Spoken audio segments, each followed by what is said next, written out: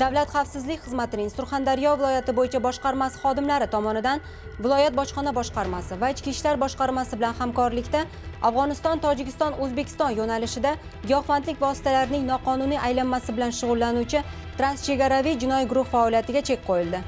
Dastlab Sariosiyo tumanida o'tkazilgan tezkor tadbirda Sho'rchi va Uzun tumanlarida yashovchi 3 nafar fuqaro ketayotgan Lacetti rusumli avtomashina to'xtatilib ko'zdan kechirilganda muqaddam 2 nafar sudlangan. Ushbu shaxslar yonida 670 gram gashish moddasi borligi ma'lum bo'ldi. Shuningdek, ushbu ajal og'usi Sariosiyo tumanida istiqomat qiluvchi 1976-yilda tug'ilgan muqaddam giyohvandlik vositalari savdosi bilan bog'liq jinoyati uchun sudlangan shaxsdan 2800 AQSh dollariga sotib olinganligi ma'lum bo'lib, u ham qo'lga olindi.